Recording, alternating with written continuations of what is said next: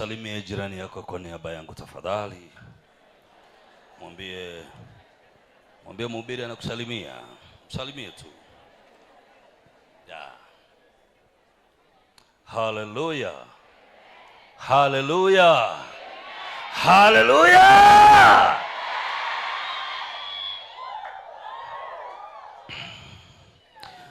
Niseme namshukuru Mungu kwa sababu ya muda huu. Tumekuja kwenye ibada hii, ibada ya pili, na ni siku ambayo nitakuwa namaliza yale ambayo nimekuwa hapa wiki hii. Wale ambao tumefanikiwa kuwa nao kwenye shule ya wiki hii ambayo Roho Mtakatifu aliachilia kwetu kutufundisha kuhusu nguvu iliyoko katika kunena ama kwenye maneno, itakuwa imekusaidia sana.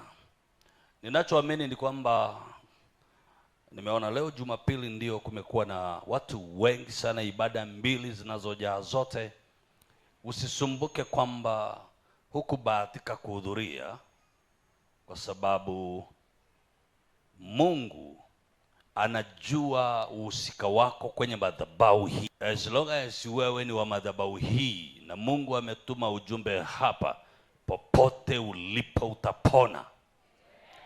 Lazima, kwa sababu baba yako anapoandaa, ameandaa akijua wewe upo. Kwa hivyo singependa ujisikie vibaya kwamba wewe sio mmoja wa wale waliokuwepo. Kuna mmoja huwa kuna wanaoandika saa nyingine, mtanisamee, hao watoto wako kuna wakati wananiandikiaga saa nyingine iko huko inbox. Kuna mmoja alisema sijui ana shida kwenye mwili na yuko mbali. Niliona tu ameandika, lakini nikuhakikishe kwamba kama kuna kitu wakizuiwagi na umbali ni maombi. Na tamko linalotoka kwenye madhabahu, wewe ni kulidaka tu. Na tulisema tuma sadaka yako tu kwenye hizo namba mlizonazo, na unaweza kuandika kwa Reverend kwamba sadaka ya kufuta kila maneno kwa familia, kwa kazi, ofisi, hata kwa taifa. Toeni sadaka hata kwa taifa lenu, kwamba tunafuta kila neno baya kwa taifa letu, kwa sababu ni jukumu la kanisa kuhakikisha kila kitu kinakuwa salama. So kwa vyovyote vile tu, namna yote ile, hata sasa tunapomalizia hapa, ukiwa unanitazama kwenye television, mitandao ya kijamii, popote pale, ombi la mwisho litakufikiria, na ninyi wote mlioko hapa mtatoka wote mmehudumiwa na Jehova. Haleluya. Inawezekana nisiweze kurudia, lakini kwa sababu teknolojia imeturahisishia, sio kama zamani. Sasa ni kwamba ukirudi kwenye mtandao unakuta mafundisho yote.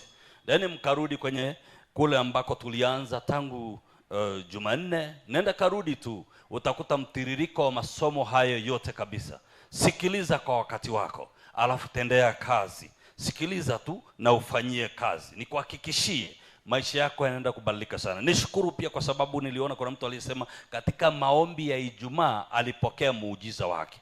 Kuna mtu kama huyo nilikwambia kwamba ile Ijumaa tu kuna mtu anasema yale maombi ya Ijumaa alipokea. Naamini ni watu wengi kabisa ambao wanaweza kuwa na shuhuda za namna hiyo, kwamba Mungu alifanya kitu kwenye maisha yao. Na sio Ijumaa tu, tunapokwenda kumaliza hapa, namaliza nikigawa miujiza kwa watu walioko hapa. Isikusumbue hiyo lugha ninayoitumia kwamba nikigawa. Kwa nini anasema nagawa? Ni yeye miaka 35 kwenye huduma, ninamjua Mungu ninayemtumikia, kwamba sio Mungu ambaye nachoka sana, lakini alichoniagiza ndicho nafanya, alichonipa ndicho natoa. Reverend Gitai anachofanya hapa, kile alichopewa anawapa, so anawapa. Kwa hivyo isikupe tabu, wewe chukua na uende ukasaidike. Tumekuwa tunazungumza kuhusu the power of speaking, nguvu ya kusema, nguvu ya kunena, nguvu iliyoko kwenye maneno. Na leo nikajaribu kukupeleka, nilijaribu pale asubuhi, nilisema hata nguvu ya maneno, maneno yaliyoandikwa nayo yametamkwa, yamenenwa, ni maneno. yaliyoandikwa, kwa sababu kuna mtu anaweza akafikiri kwa vile hajasema, kwa vile kuna mtu hajasema, lakini nikuhakikishie unaweza kufungwa kwa maandishi, unaweza kufungwa kwa yaliyoandikwa. Ndio maana hata kwa waganga wa kienyeji wakati mwingine wanapeleka majina ya watu wakiwa wameyaandika kwenye karatasi na wakafunga. Hayo ni maneno tayari na yana nguvu. Ndio maana tunapotamka ili kufuta hata yale yaliyoandikwa kinyume chako, tunayafuta. Hakuna kitakachobakia kwa sababu ni maneno. Lakini wale niliomaliza nao ibada ya kwanza, nilijaribu kupita kidogo kumwangalia Naomi na Ruth. Tunamuona Naomi akitumia kinywa chake kuyakataa maisha yake, maneno yake yanakataa. Kwanza yeye anaanza kuona kila kitu kimeharibika kwenye maisha yake, na ni kweli maisha ya Naomi hayakuwa mepesi hivyo, kwa sababu tunamuona mwanamke aliyefiwa na mume wake, tunamuona mwanamke aliyefiwa na watoto wake wawili, anaachiwa wake za watoto wake ambao hata hawajazaa hata mjukuu mmoja, na sasa anashindwa hawa nawapeleka wapi? Mabinti za watu naenda nao wapi? Hawana watoto, hawajazaa chochote kwa familia yangu. Yeye hana mume, ni mwanamke ambaye maisha alimsukuma mpaka kwenye kona. Yuko nchi ya ugeni, sio kwao, yuko Moabu. Wametoka Bethlehemu miaka kadhaa, wamekimbilia Moabu. Kule Moabu kila kitu kimeharibika, hana chochote cha kusimamia, na sasa anafika kwenye pointi ya kukata tamaa. Mahali nilipopaogopa ni alipoanza kufungua kinywa chake. Na ogopa sana unapofungua kinywa chako. Ndio maana nimetumia neno moja jepesi ambalo mtalikumbuka mara nyingi. Unapotaka kuongea popote, zungumza kwa password. Make sure unafungua kinywa chako kwa taarifa ya akili iliyofikiria nini ninachotaka kwenda kusema, kwa sababu kinywa mara zote.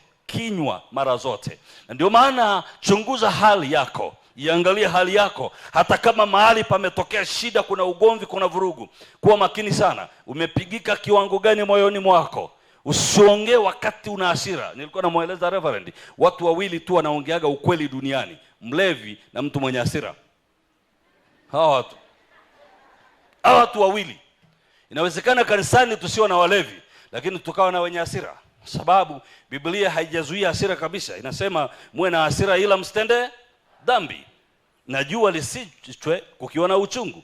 Na maana inawezekana hasira ikatokea mahali, inawezekana tu kukatokea na hasira, lakini hapo ndipo mahali unatakiwa kuwa makini sana, kwamba nasikia moyoni nimevurugwa. Usiongee wakati huo, tulia, kwa sababu utajaribu, utasema ukweli ambao ulitakiwa unyamaze mpaka ufe nao, utasema saa hiyo.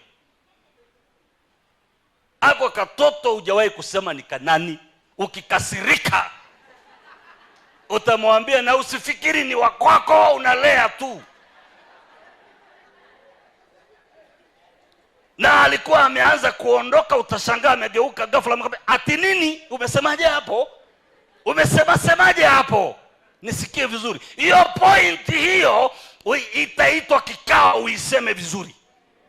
Na wakati kitambo kikao kije kukaa, umeanza kuregret, unajuta, umeanza kujuta. Nitawaambia, nilikuwa na tania juzi, niliwaambia kwenye maneno hakuna utani. Kuwa makini sana, kila neno lisilo maana utalitolea hesabu yake. Mtoto anakusumbua, mtoto anakukera, unakasirika mpaka unamwambia, laiti siku ile ningekamilisha nilichokusudia. Nini mama, umesemaje? Umesemaje mami? Ulikusudia nini? Hasira nitakusababisha useme ambacho hukutakiwa kusema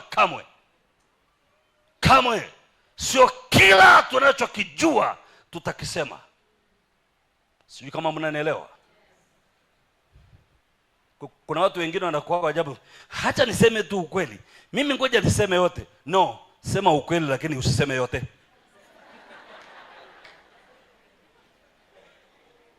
Sijui kama mnanielewa, naongea na watu wazima. Sema ukweli lakini, kwa sababu hata vitabu vilivyoandikwa vya Biblia vikuandikwa vyote. Biblia inasema kuna na mengine yamebakizwa. Kama yalibakizwa, na wewe usibakize. Huo mdomo kuwa makini nao. Unaweza ukaacha uzinzi, ukaacha ulevi, lakini mdomo ukakupeleka jehanamu. Mdomo ukawasha vita kwenye mtaa, watu wakapigana. Mdomo ukaleta vurugu kwenye familia, ukapepeta maneno ukidhani unasema ukweli. Siku hizi kuna mpaka watoto wanawaambia wazazi wao ukweli. Mimi najua ni baba yangu kabisa, lakini ngoja tu nikwambie ukweli. Unaweza kuniambia ukweli mwanangu mpaka nikalia, ni kweli, lakini itakukosti. Unaweza kumwambia mama yako ukweli, ukasimama na mama yako. Kuna mabinti wanasimama na mama zao, anamwambia mama, leo ngoja nikuambie ukweli, ngoja nikuambie ukweli. Kabla hujamwambia ukweli, kumbuka ulikaa kwenye hilo tumbo miezi 9. Na hata hayo unayotaka kumwambia aliyajua kabla ya wewe hujayasema. Hivi kwa mfano, kama nilikunyima ugali mimi, alafu baada ya miaka 10 unaniambia ngoja uniambie ukweli, anayejua wa kwanza kwamba alikunyima ugali ni nani? Ni mimi. Sasa unaniambia upi? Unafikiri sijui kwamba ulininyamaga ugali? Ulininyima ugali? Ndio najua. Unajua kwa nini tunanyamaza? Kwa sababu hakuna jipya utakalo ulisema chini ya mbingu. Sana sana yatakuharibu, yatakunajisi. Tulisoma kwenye Biblia, wale watu walikuwa hapa kwenye wiki kwamba maneno, ulimi unanajisi mwili mzima. Ndio lazima tuongee kwa password. Lazima nifikirie nataka kusema nini. Niliongea neno gumu kidogo kwamba hata kwenye familia, watu walioishi kwa muda mrefu, kuna wakati maneno yanaisha. Usiogope kutulia. Mke atulie pale na mimi nitulie hapa. Endeleeni kutafakari uwepo wa Mungu kuliko kufungiwa mdomo kila saa. Mtajikuta mkisengenya majirani sawa ya kuongea hayapo. Kuhusu miradi yenu michache mlimaliza mchana, kuhusu watoto shule mlimaliza. Sasa mmeketi kabla ya kwenda mkalale, mtajikuta mkianza kuwachambua watu. Mnachambua maisha ya watu. Hivi unajua fulani, hivi unajua fulani nimemwona ametoka mjini leo. Inakuhusu nini? Mnaanza kujadili watu kwa sababu hamna ya kuongea. Mimi sioni shida kunyamaza, nifunge mdomo wangu. Kuna walimu wa ndoa siku hizi wanaongea. Kila kitu ni kizuri, lakini kila mtu aangalia anavyochukua. Nakuta mmekaa nyumbani ni simu tu mkanazo, hamuongei. Afadhali nikodolee simu macho kuliko niongee kitu ambacho hakipo kwenye agenda. Hakipo. Tunaanza kujadili kitu ambacho ni ovyo. Wewe fikiri nimeishi na Christina mwaka wangapi huu? From 96. No, 95 mwishoni pale. 95 mwishoni hadi leo 30. Au sio? Miaka 30 una story tu, una story ngapi sasa? Miaka 30.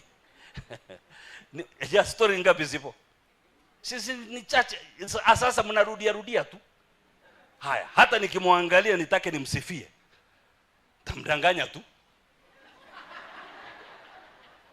Hata akiniangalia anataka ni anisifie. Unakumbuka nilivyokuwa mwembamba? Sasa wakati nimekuwa kama tembo, ni ananisifia nini? Kama sio kunidanganya tu. Hata umekuwa mzuri. Hamna, akiniambia nimekuwa mzuri najua ni muongo. Huu mwili unasumbua. Hata yeye nikimuoa wakati ule, baada ya miaka 30 yuko vile. Bana, kuna sana muangalia naona hii miguu inakataa kutembea hii ya huyu mama.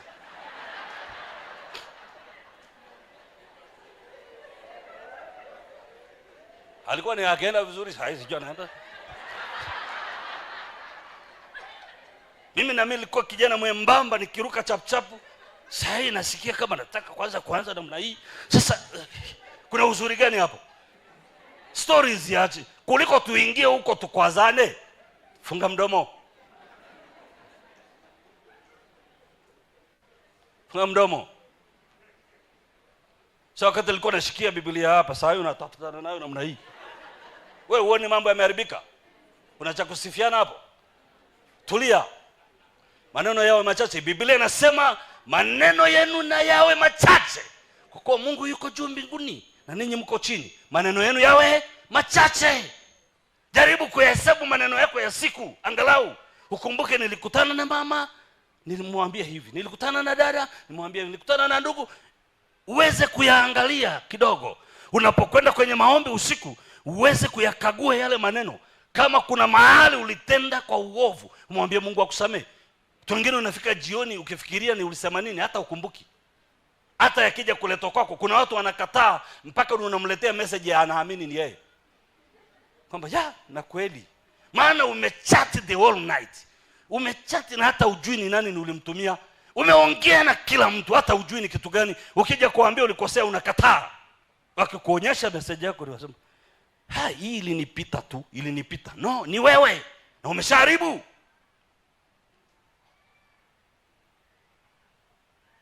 Kwa lazima uwe makini sana unapozungumza kwa password. Na hakuna mahali pagumu sana kama wakati umesukumwa. Sema kusukumwa. Wakati umesukumwa, kuna kitu huwa kinatibuliwa ndani. Hapo ndipo kama unataka kulia, funga mdomo, sema funga huo mdomo. Maana huo mdomo ukifunguka, unaweza ukatamka kitu utajutia. Mwimbaji mmoja wa muziki tu ya dunia pale Tanzania akasema, maneno ukishatamka hayarudishiki mdomoni. Unatamani, kuna maneno unatamani yarudi yawe kama haujasema, na haiwezekani, maana yameshatoka tayari. Ndio maana tuwe makini. Kuna watu watakwenda jehanamu sababu ya vinywa vyao. Na walipoongea, watu walichoma nyumba za majirani. Walipoongea, nchi ilipigana. Walipoongea, familia iliingia kwenye mzozo. Ndugu na ndugu wanagombana kwa sababu kuna mtu anaingia katikati na maneno. Lazima tuwe makini na maneno yetu. Sasa nikasema Ruth na Naomi, hawa wanawake wawili. Naomi aliposukumwa kabisa, moyo ulijaa uchungu, maumivu. Unaweza kumuona Naomi anasema, kama Mungu yupo, haya yote yamenitokeaje? Yote haya yamenipataje? Uliwahi watu wanafika mahali mpaka wanasema, kama Mungu yupo, haya yamenipataje? Kuna wakati tunakutana na mambo mpaka unajiuliza, Mungu yupo? Mungu yuko wapi? Naomi amepoteza kila kitu.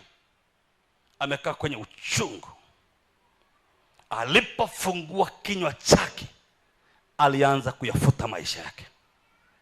Alianza kusema haitawezekana. Kila alichokiangalia hakiwezekani. Tumbo lake halitazaa tena. Na kuna neno moja liniogopesha. Anasema, na mkono wa Mungu umeondoka kwangu. Huyo mtu anaweza commit suicide wakati wote, atajiua. Mtu anayejua hata Mungu amemwacha anaweza kujiua. Lakini unajua, ninataka nikufundisha jambo moja. Jifunze kusoma Biblia kwa uelewa. Unaona yale maneno anayoongea pale si maneno ya Mungu, ni ya kwake, ni ya Naomi. Lazima uachane na maneno ya mtu, uulize, je, Mungu anasemaje yeye? Mbingu zinasema nini kwenye hili? Kabla hujamaliza maneno yako, jiulize, je, mbingu zinasema nini? Ni kweli hali yangu ndio hii sasa? Ni kweli wanasema sitafanikiwa? Ni wao. Je, mbingu zinasema nini? Ukijua kile mbingu inasema, fumbua kinywa chako useme hicho ambacho mbingu inasema. Naomi kabla ya kufumbua kinywa chake na kuanza kusema yeye ni mzee, na nilikwambia inakadiriwa alikuwa na miaka 50 tu mpaka 60.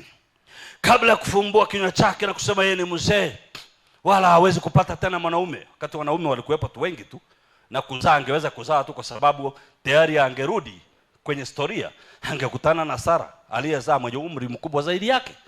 Sara alikuwa ameshazaa. Alikuwa na sehemu nyingi Naomi za kujenga misingi ya imani atembee, lakini aliruhusu kupigika na akajaza uchungu moyoni, na akaanza kutamka kwa kinywa chake yale aliyokuwa akitamka. Akugundua yale anayotamka ndiyo yanamrudisha Bethlehem, ndio maisha anakwenda kuyaishi ya upeke. Maana yeye ameshasema hata Mungu amemwacha, wala hana mume atakayempata, tumbo lake halitazaa tena. Lakini Ruth Oripa akaamini maneno hayo, Lakini Ruth anakuja na mtindo tofauti. Inaonekana yule mwanamke pamoja alikuwa na umri mdogo, alitulia kwanza, akafikiri haya ni maneno ya mama mkwe. Mbingu zinasema nini? Mbona naona tumaini mbele? Mama mkwe anasema kuna giza, mbona mimi naiona nuru? Mama mkwe anasema hakuna wanaume, mbona naona nikiolewa? Mama mkwe anasema hapana, hakuna kitakacho nipa tena msaada wowote, mbona mimi naona msaada mbele yangu? Naona njia iliyo nyeupe. Jifunze kuiona njia katikati ya giza. Ione njia katikati ya giza. Wanaposema haiwezekani, jifunze kuona uwezekano. Wanaposema unashindwa, jifunze kuona kushinda. Ruth anasema usinisii nisiende na wewe, mimi naenda na wewe. By the way, hata miungu ya kwetu ya Kimoabu nimeiacha, na sasa naenda na Mungu wako. Kule ulikotokea kuna Mungu wa kweli, huko ndiko nakokwenda. Watu wako watakuwa watu wangu, Mungu wako atakuwa Mungu wangu. Utakapokufa wewe na mimi nitakufa, utakapozikwa nitazikwa hapo hapo. Ruth akafanya maamuzi, akayadeclare kwa kinywa chake. Yale unayoamua moyoni, yatangaza kwa kinywa chako. Sema kwa kinywa chako yale unasikia moyoni, kwamba hata kama giza limetanda, naona matumaini, nitaishi tena. Pamoja na taarifa ya madaktari, naona kuishi. Tangaza. Ruth akakiri. Sasa mimi nipita hapo kidogo, nipita hapo haraka niende kwenye kile ambacho nataka nimalizie na ninyi mlioko hapa sasa. Ruth alipofika Bethlehem, kama ukisoma maandiko pale mbele, wanasema watu waliwapokea, walipigwa na mshangao wakimwangalia Naomi, wakamuuliza, wewe ndiye Naomi? Na wewe unajua, yani yale maneno aliyokuwa ameshajitamkia kule barabarani yamemfunika ni huzuni tupu. Mpaka alipoingia mjini, watu wanamshangaa, wewe ndiye Naomi? Sameshajitamkia, sameshajiziba mwenyewe, amejifunika mwenyewe na maneno yasiyofaa. Rafiki, mwanangu, nikwambie, yale maneno wametutamkia ni mengi sana. Tukiyarudia na tukayapa nafasi, tutakuwa tuonekani popote, yatatuficha. Taenda kutafuta kazi uonekani. Jifunue, jifunue, jifunue hayo maneno. Jifunue kwa maneno yako wewe. Maneno yako make sure ni maneno yanatokana na kinywa cha Mungu. Mungu amesema nini? Ndio maana wale waliposema kule, walipotumwa kupeleleza, kuna watu warefu, boma ni kubwa, lakini akina Caleb wakasema we don't care kama kuna watu warefu wa namna gani. Tunachojua ni kitu kimoja. Ninyi mnasema kuna watu warefu, ninyi mnasema kuna wanefeli, ninyi mnasema kuna wana wanaki, ninyi wanasema boma aliingiliki, ninyi mnasema hakufai kule. Sisi tunasema Mungu amesema, ametupa nchi. Ndio mata tutapita chini ya miguu yao, tutapaa juu yao. Tunalolijua ni moja, Bwana ametupa taifa lile. Simama na neno la Mungu. Acha na maneno ya familia yako. Ni kweli familia yangu maneno yake hayanijengi, ni kweli. Familia yangu maneno yake yananibomoa, historia ya kwetu inanibomoa. Lakini mbingu zinasema nini? Maneno ya Mungu ni yapi? Nichomoke na yale maneno ya Mungu, nianze kusema hayo. Ndio maana Caleb akasema no. Mimi nasema watu wakwe, tukwe kwa sababu Mungu ametupa. Unaweza ukaona kitu ambacho kilimaliza Naomi. Na nikisoma Biblia nagundua, ukishaanza kufeli mwanzo kwenye yaliyonenwa, ukishaanza kufeli mwanzo, ukifanya mchezo unaenda ukifeli hivyo hivyo, mwisho wa siku utaanza kujinenea wewe mwenyewe. Ndio maana watu wengine, nikasema juzi, hata mbele za Mungu kwenye maombi wamekuja kuleta zile historia za kwao, zile za kwao. Kuna kijana mmoja anaitwa Gideon. Ukimcheki mara hatua za kwanza za yeye kuongea na Mungu, anaongea habari za kwao. Sisi familia yetu ndio iliyo ndogo katika Manase. Sisi ndio wadogo sana. Mimi ndio wa mwisho. Sijui. Mungu akaona haka kajamaa na kakiingiza kwanza kwenye kozi ya kikomando. Maana komando akishatoka kwenye ile training, anaongea kikomando. Maana aliona haka nimeamini. Kwa sababu kumbuka mbingu ilimhitaji shujaa. Kama mtu kameshaitwa shujaa na mbingu, anasema mimi ndiye niliye mdogo sana katika Manase na jamaa yangu ndio maskini zaidi. Sisi ndio wale, sijui ndio nini. Hata sasa tunapigwa hapa, naokota hii chakula tukale tu. Sikiliza. Sikiliza, Mungu amekuja na nini kwako? Mungu amekuja na lugha gani? Umeshaambiwa sikia, yeye shujaa. Unaona mbingu zimekuonaje? Unakumbuka yule mwanamke mwingine ambaye yeye anasema hakuna chochote na kilichoko ni kidogo, najipikia nikafe mimi na mwanangu. Kauli, mbingu zimemletea msaada asife. Yeye bado anaona kifo. Kaza macho yako kwenye madhabahu hapa. Unaona nini? Ona kuishi, ona kufanikiwa, ona kufaulu. Ondoa macho yako kwenye yale ambayo yanakutisha. Ruth akajua mimi nitaenda kufaulu. Wamefika Bethlehem, watu wakati wakimshangaa Naomi naye anasema msiniite tena hata hilo jina, niiteni Mara, mimi ni mchungu, nimejaa uchungu. Ruth anaangaza macho, anaangalia fursa, opportunities ziko wapi.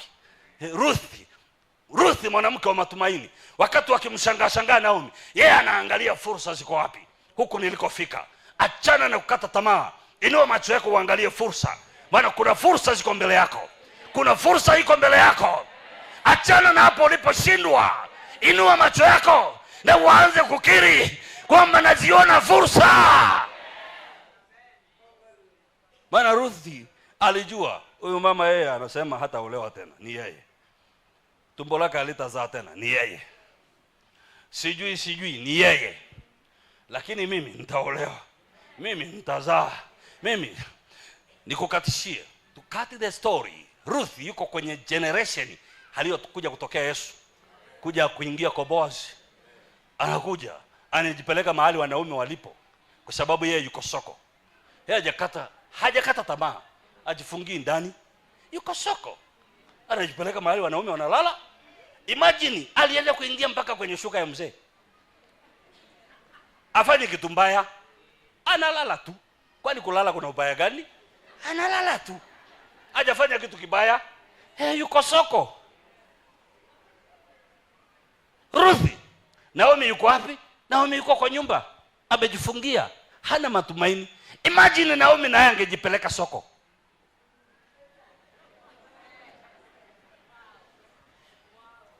Sijui kama mnanielewa. Simaanishi jambo lolote baya, na kumaanishia tu ile mentality ambayo ikiingia inakusukuma kusema maneno ya kukata tamaa. Unaanza kuangalia weaknesses zako, unasahau Mungu hujitukuza kwenye weaknesses. Palipo na udhaifu ndipo Mungu anadhihirisha nguvu zake. Mimi napenda sana mashambulizi, napenda sana kushambuliwa, ingawa mimi sichokozi, sitaki vita, mimi ni wa amani. But unaponishambulia, naamini kuna mahali ambako napelekwa. Once ukinishambulia, utashangaa baada ya muda mfupi utanikuta mahali. Si wewe umenipeleka, si vita vyako vimenipeleka, sio uliponipiga vita ndipo mbingu zikanikumbuka. Mimi sioni mashambulizi kama kunirudisha, inanisukuma kwenda kwenye matokeo. Uliwejua kuna wakati hata unaweza kuugua na bado shetani lengo lake ni ufe, lakini mbingu ni ili ziongee na wewe. Huwa malengo yanakuwa tofauti. Lengo la shetani na la Mungu ni tofauti. Shetani anakutumia ugonjwa ili ukafe, lakini Mungu anatumia ugonjwa ule kuja kuongea na wewe. Unashangaa, wanashangaa wakitangaza hata inuka atakufa. Kama uamini ninachosema, nenda kamuulize Ayubu. Ayubu anafikiri anakufa, wanamkuta tayari ameshakuwa kuhani, anatoa dhabihu kuombea rafiki zake msamaha. Amepandishwa ranki. Nenda kasome Biblia yako kule Mwanzo. Wakati akitoa dhabihu, alikuwa anatoa dhabihu akiwa hajawa ordained. Alikuwa hajapewa ile authority na Mungu. Na hilo ni kosa moja wapo na alilolifanya. Alikuwa anatoa dhabihu bila ruhusa. Yeye alikuwa ni anasema tu anatolea dhabihu. Lakini ukifika mlango wa 42, Mungu mwenyewe ndiye anasema chukueni sadaka mkampe Ayubu awaombee. Ni kuhani tayari wa kuombea watu kutoka kwenye ugonjwa, kutoka kuwa kama kafurushi amekuwa kama kapaseli kako pale chini. Mwanamke aliondoka, watoto waliondoka, kila kitu kiliondoka, lakini akabakia kusema bila mwili huu nitamuona Bwana. Bado kuna tumaini. Anasema usiudharau mwanzo mdogo, maana huo mwanzo mdogo mwisho utakuwa mkubwa sana. Anaendelea kuwa na tumaini. Mahubiri ya Ayubu ni ya matumaini. Kama mtu kanaka ongea ukaoni kaliko, maana ni kama kanatosheana kwenye box, kamekaa pale chini. Lakini kama mtu hako ndiko mlango wa 42 unakuta mbingu zikisema, enyi watu, nendeni mkachukue sadaka mumpelekee Ayubu mtumishi wangu hapate kuwaombea. Unashangaa ghafula unaona kuona anaingia madhabahuni. Watu wanasema kwani yule ni nani? Huyo ni Ayubu, kutoka kwenye ugonjwa. Kwa sababu hakuna kinachoweza kulizima kusudi la Mungu ndani yako kama kinywa chako kitakazana kukiri. Kitakazana kukiri, utakazana kusema sitakufa, sitashindwa, sitakuwa maskini, sitakuwa fukara. Ni kweli familia yangu ilikuwa maskini, lakini sio mimi. Hatukuwa na nyumba kule kwetu, lakini mimi na watoto wangu tutakuwa na nyumba.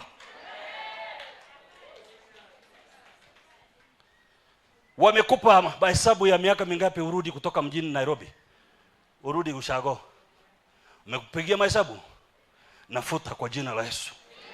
Na kama ukirudi Ushago unakwenda kuwajengea nyumba wale walioko kule. Kuna mtu anaamini neno hilo? Kama ukirudi kule unarudi ukiendesha gari. Na acheni kupaki magari yenu mbali eti kwa sababu kila aliyefika na gari kule nyumbani halikufa akirudi mjini. Fika na hilo gari. Wewe ni mwana wa ufalme. Wewe ni mwana wa ufalme. Kuna watu wakienda na gari wanasema, "Hey, unajua kwa tuwezi kufika na gari. Ukifika nalo wakati ukirudi town halitawaka." Na si ufike nalo ili wajaribu waone. Mapito ya wana wa Mungu sio mapito ya Wamisri. Njia za wateule sio njia za Wamisri. Sio wana wa Mungu walipita katikati ya bahari. Wao walipojaribu iliwameza. Nenda na hilo gari. Fika nalo. Kajenge nyumba kule nyumbani.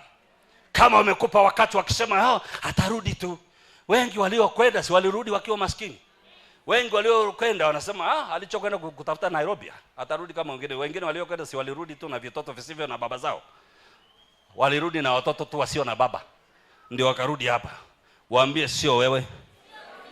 Waambie sio wewe. Mtego waliokuwekea hautakunasa wewe. Maana una mbingu. Kile wanachoongea wao na kile mbingu ninaongea ni vitu viwili tofauti. Nataka nikuonyesha maneno mengine ya watu fulani. Nataka nikuonyesha maneno kwa haraka kidogo.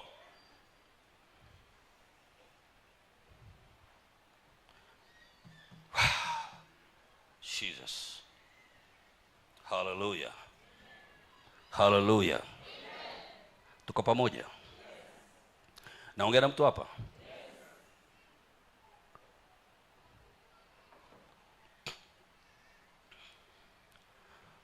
Kitabu cha Mwanzo 25. Taomba niende nikisoma hayo maandiko.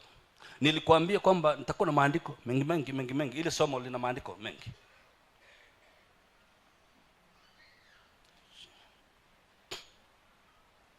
Genesis 25. Kuanzia pale moja. Yao mstari wa kwanza sikuhitaji sana, lakini tuanzie hapa. Tuko na kitu nitakwambia. Ibrahim alioa mke mwingine jina lake akiitwa Ketura. Akamzalia Zimran na Yokshan na Medan na Midian na Ishbak na Sua. Yokshan akamzaa nenda tu. No. Mwanzo. Hapo uko wapi? Mwanzo 25.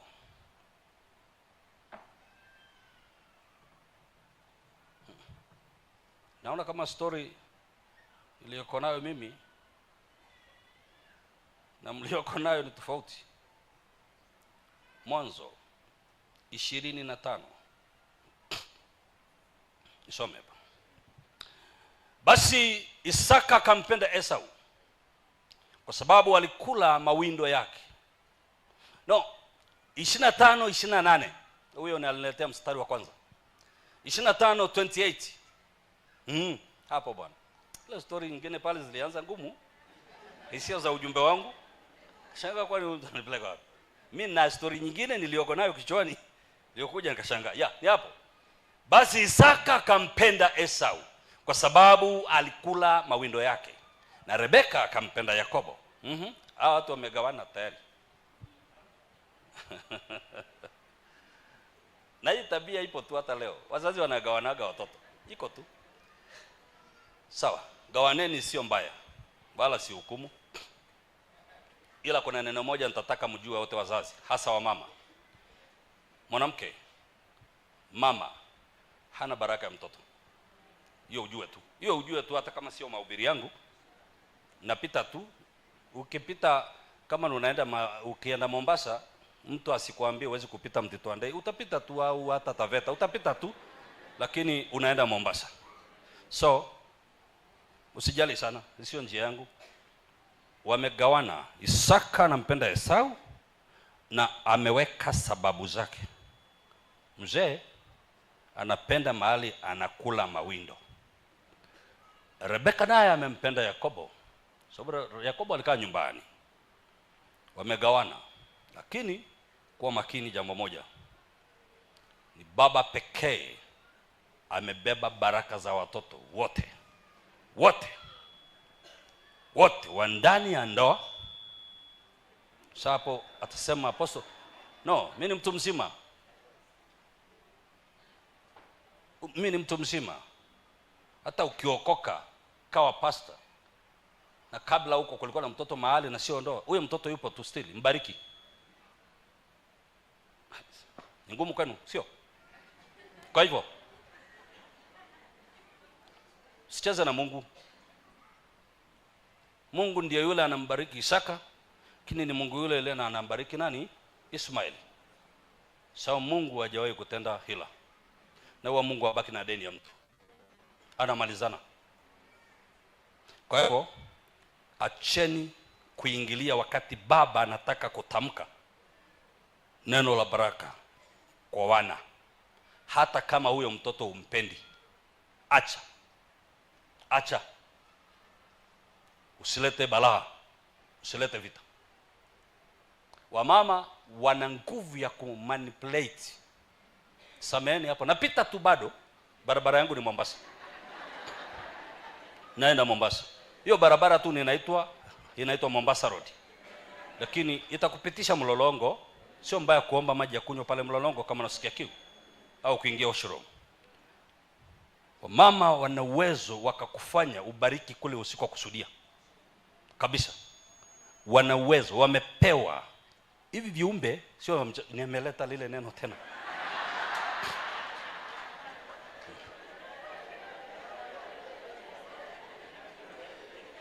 Hivi viumbe sio vya mchezo. Mungu mwenyewe aliviheshimu. Kwa sababu aliwaleta hivi viumbe baada ya Mungu na Adam kufeli mission. They were totally failed. Walifeli zaidi ya miaka 200, wanazunguka hapo na nyani tu na hakuna kinaendelea. Adamu na Mungu walikuwa more than 200. Yes. Usiniulize mengine natoa wapi, niachie mimi na kichwa changu. Wewe shika kile kitakachokusaidia. Zaidi ya miaka 200 wako tu wanatangatanga kila jioni, wana vikao vya kila jioni, every evening. Hasa ninyi wazee mnafanyaga mjadala kila jioni, mnatokaga na nini? Mungu akagundua hapa hakuendi. Akarudi, akaitisha miti nyingine, akasema huyo mtu tusimwache endelee kukaa peke yake. Kunaharibika. Nini kila nikishuka sikutaki jipya, na akakutaka kamelala chini ya mti tu. Na nyani wanazunguka nyama, na hata ajui hata mmoja. Akasema ngoja kwanza tumpe kazi ya kuwapa majina hawa walioko naye, wale members wake wa ile church Alikuwa na church moja ilikuwa imebeba kila aina, inaitwa Universal Church. Ile Universal Church ilikuwa ya Adamu. Akawaita majina, akamwambia wewe utaitwa tembo, wewe utaitwa kui, wewe utaitwa mbiti. Akawaita majina, akaona kila akiita jina anamwambia nenda, anarudi kulala. Hayuko interested. Ameshaita. Mungu asema kuna kitu hakiko sawa na huyu jamaa. Ni kama kana stress. Sema tutafanyia msaidizi, ani helper. Msaidizi. Nani? Sijui niwekeje hiyo kitu. Tutafanya aina fulani ya chombo ambacho ni more powerful kiasi cha kuweza kumuondoa huyu mtu alipokwama, asogee. Pana cheza na hicho kiumbe.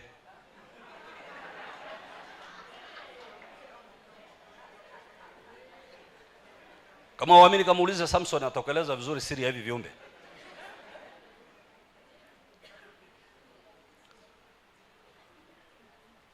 Wana akili nyingi sana ambazo walipewa double. Ana akili ya kwake ya kwanza, alafu anapewa an extra ya kukusaidia kutoka mahali. Akigeuka kaitumia vibaya, anakusamisha. Sijui kama mnanielewa. Ndio maana wakija kanisani tunamshukuru Mungu, wakae kwa Mungu.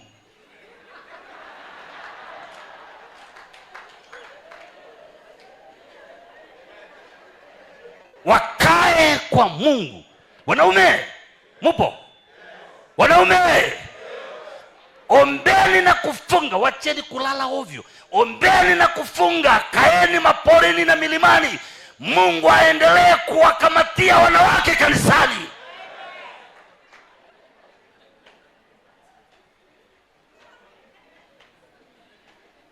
Ili wajazwe na Roho, waanze kunena kimungu mungu.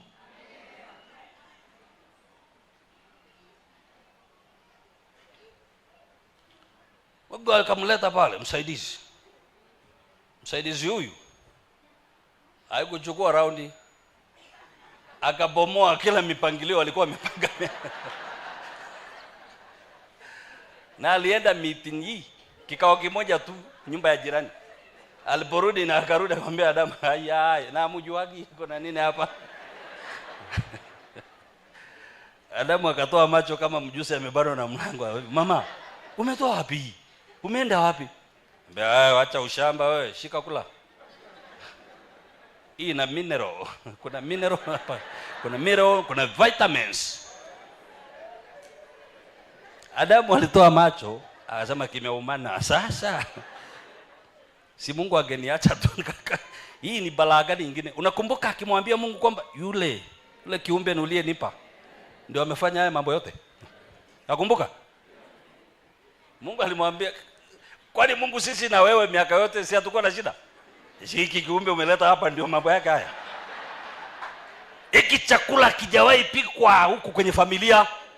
Huyu uliyeleta ndilo pishi lake la kwanza. Ndio amepika hii. Na Adamu anataka mkaribishe Mungu mezani wale pamoja, anamwambia si tuonje tu pamoja hiki chakula kimeletwa. Mungu akaangalia.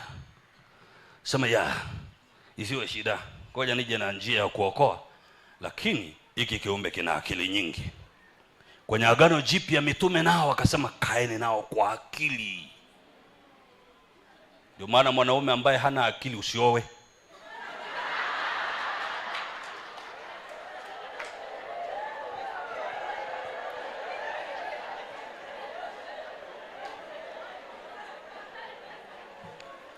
Na kama una kijana anataka kuoa na we ni baba, fanya majaribio yote ya kupima huo ubongo wa mwanao, ujue kichwa kiko vizuri.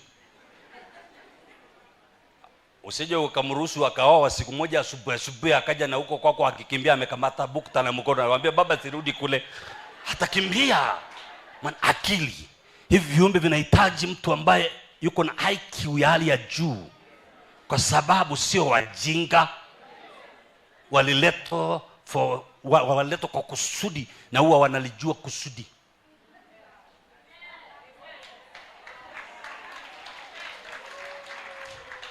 Na ndio sababu nenda kaangalia duniani, wanaume waliposhindwa kutumia akili zao kwa hawa viumbe, wanaume wengi wanatangulia mbele za Mungu haraka, wanaenda kukaa na mzee mapema, wanawaacha hawa mama duniani. Wamekusanyika kule kwa Mungu wengi. Mungu anauliza, mnakimbia nini? Anambia, wewe Mungu, wewe mbona hujaki kuishi na wao? Ulituachia sisi. Ulituachia sisi. Wengi wamekamata barabara. Hata tukihesabu hapa watakuwa wao ni wengi wanawake. Na ukihesabu wale wanaume wamefiwa na wake na wale wanawake wamefiwa na waume, wale wanaume wamekufa ndio wengi. Kuna kitu kiko hapa, tukiache tu, tuachane nacho. Na ndio maana pia kama kuna mtu ambaye anatakiwa azuie kinywa chake, kwa sababu ana sehemu kubwa kwenye kuumba mambo, ni mwanamke. Ana sehemu kubwa kwenye kuumba mambo. Ndio sababu hata kwenye maombi wao wanaomba maombi marefu kuliko wanaume. Wanaume wana maneno machache na yanawaishia. Tena afadhali ilikuja hii staili ya lugha nafuu kidogo, ninarefusha muda. Wanaume wangenyamaza mapema. Akiomba Kikuyu kidogo inaisha, wanaongezaga kidogo na lugha inakuwa at least. Lakini mwanamke anaweza kuinama hapo siku 2 yuko pale chini. Usicheze na hiki kiumbe.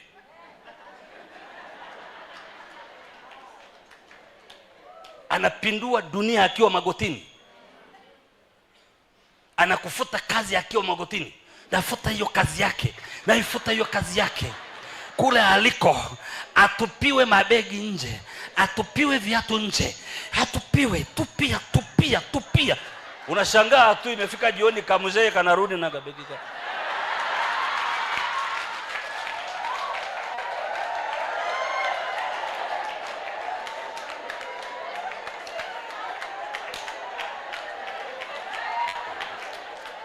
Changamka mzee.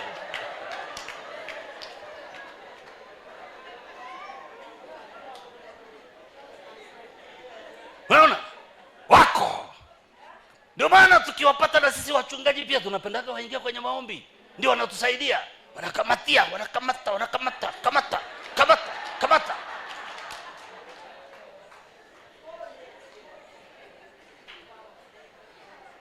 Lazima tuwaombee wakae kanisani.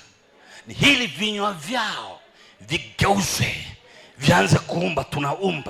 Tunaumba kanisa, tunaomba nchi yenye nguvu, tunaomba taifa la amani, tunaomba familia bora, tunaomba watoto wazuri. Hebu nipeleke kwa Isaka mara moja. Peleke kwa Isaka pale. Baba amebeba baraka zote wa mama. Tafadhalini sana, mna nguvu nyingi sana, lakini hapa muwe makini kidogo. Yakobo ule mstari wa 20 ngapi pale na 8 kwanza. Basi Isaka akampenda Esau kwa sababu alikula mawindo yake, na Rebeka akampenda Yakobo. Yakobo akapika chakula cha dengu, Esau akaja kutoka nyikani, naye alikuwa amechoka sana. Esau akamwambia, Esau akamwambia. Muulize mwenzako, hiki anachotaka kuongea Esau, anafungua mdomo kwa password kweli ama kitamgharimu kuongea? Yaani huku kwingine nimepita, lakini bado tuko kwenye kuongea. Unafunguaje kinywa chako? Kinywa tu. Esau akamwambia Yakobo, tafadhali nipe hicho chakula chekundu nile, kwa kuwa ninazimia mimi. Kwa hiyo walimuita jina lake Edom. Kuwa makini hata siku moja, kama una mtu una compete naye, asijue weakness yako hata siku moja. Chunga, hata kama ni relatives, asijue kwamba unaenda out of budget, kwa sababu hujui anakuchukuliaje. Muda usinge tutosha kukaa hapa ningekuonyesha pia. Kumbuka hawa jamaa walipigana tangu tumboni. Hawaelewani tu tangu tumboni tu. Alafu kama mtu kanakuja kujifunua, na huyu jamaa anamngojeaga kwenye location ili washuti movie moja. Yakobo anamngojeaga kwenye location. Anambia wewe roho, kimbia tu porini. But I am here. You will back here. Takusubiri hapa. Amekuja anasema, I see nimechoka sana, unajua ambia. Nilikuwa nakusubiri hapo. Hii kona nimekaa miaka kadhaa nikikusubiri hapo. Kaa magotini, mwambie Mungu haja zako. Biblia inasema haja zenu na zijulikane zote na Mungu Jehova. Baba yako amekwambia, baba na kuaga mmoja. Fahamu ni nani wa kumwambia siri zako za ndani za kiroho. Kuwa na baba uliyemwamini. Na sio kila mtumishi kujifunua kwake.